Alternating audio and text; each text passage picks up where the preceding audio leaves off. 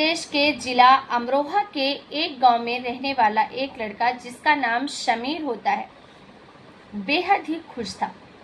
खुश हो भी क्यों ना, अभी अभी उसे उसकी शादी जो हुई थी, लगभग शादी के 20 से 25 दिन बाद ही गुजरे थे। उसने अपनी पसंद की लड़की से शादी की थी और वो लड़की दिखने में काफ़ी ज़्यादा खूबसूरत थी। बहुत अच्छे दिन गुजर रहे थे। समीर एकदम खुश रहता था अपने यार दोस्तों के साथ, सबके साथ। लेकिन एक दिन उसके कुछ दोस्त उसके पीछे पड़ जाते और कहते हैं कि भाई तूने शादी की पार्टी नहीं दी है, आज तो तेरे से होटल में पार्टी लेकर ही रहेंगे। समीर कहता है ठीक है। सब दोस्त मिलकर होटल जाते हैं, पार्टी करते हैं, खाना पीना खाते हैं और उसके बाद सभी दोस्त समीर को कहते हैं कि भाई तू खुश तो बहुत रहता है, एक झलक बीवी की तो दिखा दे, कैसी दिखती है भाभी। पहले तो वो शर्माता है, लेकिन जब दोस्त जिद करने लगते हैं, नहीं मानते हैं, तो अपनी बीवी की फोटो दिखा देता है और बीवी की वो जैसे ही फोटो दिखाता है, उसके सभी दोस्त शॉक्ड हो जाते हैं। सभी के चेहरों पर अलग ही भाव छा जाता है, एक दूसरे को सब कोहनी मारने लग जाते हैं। और जब ये समीर सब देखता है तो कहता है कि भाई क्या बात है, तुम लोगों ने फोटो में ऐसा क्या देख लिया, मुझे भी तो बताओ।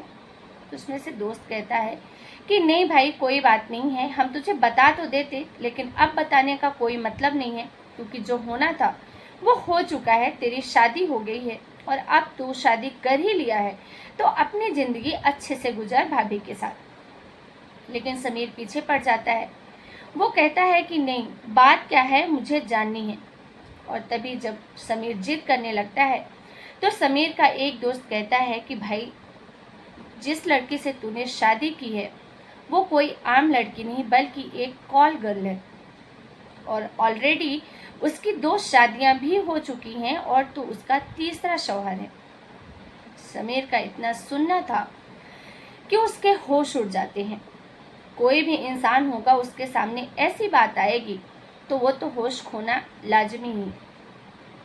समीर शॉक्ड हो जाता है कि भाई ये तू क्या कह रहा है।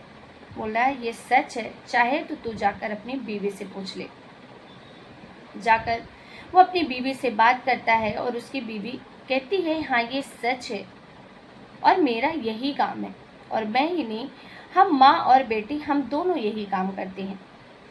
समीर कहता है कि कितनी बेशर्म हो तुम, एक तो तुम ऐसा घिनौना काम करते हो, ऊपर से तुमने मुझसे शादी क्यों की। बोली पहले भी मेरी 2 शादियां हो चुकी हैं, लेकिन मैं अपनी ज़िंदगी अपने तरीके से जीती हूँ। उसकी माँ को बताया जाता है और माँ समीर को साफ साफ शब्दों में कहती है कि हम तो अपना काम नहीं छोड़ेंगे, तुम्हें हमारे साथ रहना है तो रहो और नहीं रहना है तो तुम मत रहो। यहाँ तक कि अपनी बीवी से कहता है कि तुमने अभी तक जो किया उसका मुझे कोई दुख नहीं है, जो तुम्हारी वो ज़िंदगी थी वो बीत चुकी है, लेकिन अब तुमने मुझसे शादी कर ली है और इसलिए मैं चाहता हूँ कि अब तुम एक इज्जत की ज़िंदगी जियो, सिर्फ मेरी पत्नी बनकर। और इसकी जानकारी जब वो अपनी सास को भी देता है तो दोनों साफ ही मना कर देते हैं कि जो जैसा चल रहा है वो वैसा ही चलेगा। और इस बात से समीर बहुत ज़्यादा परेशान हो जाता है। हालांकि समीर अपने घर से तो उन्हें निकाल देता है, लेकिन अभी भी वो समीर की वाइफ तो थी ही। समीर की वाइफ और उसकी सास दूसरे गांव में जाके रहने लग जाते हैं। समीर यहाँ बहुत ज़्यादा परेशान रहता है और ऐसा परेशान देखकर जब उसका भाई पूछता है कि क्या बात है, तुम्हारी बीवी भी चली गई, तुमने तो अपनी पसंद से शादी की थी और अभी तुम्हारी शादी को ज़्यादा समय भी नहीं हुआ है, फिर तुम्हारी बीवी कैसे चली गई। तब जाकर समीर अपने भाई भाभी और अपने पिता को सारी बातें बताता है। जो लड़की थी शहजादी उर्फ खुशबू नाम था, वो पेशे से कॉल गर्ल थी और ऐसे ही मर्दों को फंसाकर शादी करके उनसे भी पैसा ऐंठती थी और मैं उसका तीसरा शौहर हूँ।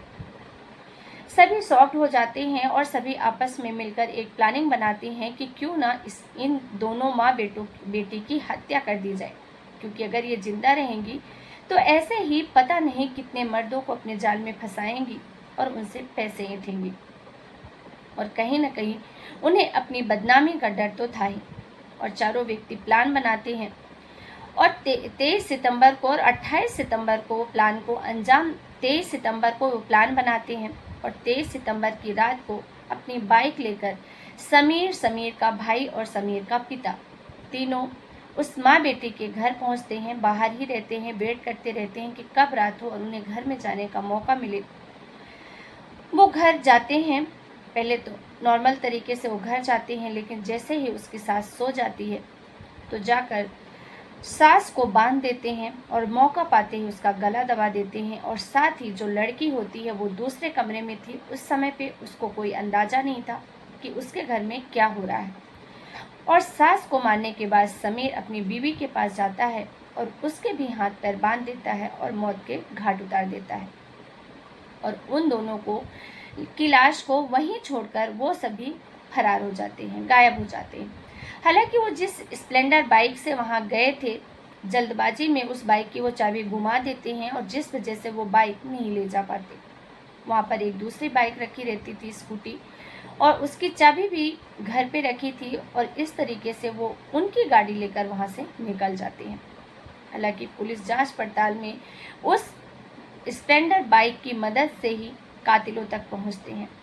उसके बाद सभी कातिल सलाखों के पीछे कैद हैं। लेकिन दोस्तों, कहते हैं ना कि अवैध रिश्ता हमेशा परिवार बर्बाद करता है, लेकिन यहाँ अवैध तो नहीं, यहाँ तो बुरी आदत ही थी, बुनियाद ही झूठ पे रखी गई थी। और झूठ की बुनियाद पे रखा गया कोई भी रिश्ता कभी भी कामयाब नहीं हो सकता। दोस्तों, आप लोगों को हमारा आज का वीडियो कैसा लगा हमें कमेंट करके ज़रूर बताइएगा। फिर मिलेंगे एक नई सच्ची क्राइम घटना के साथ। तब तक के लिए आप सभी का बहुत बहुत धन्यवाद। जय हिंद, जय भारत।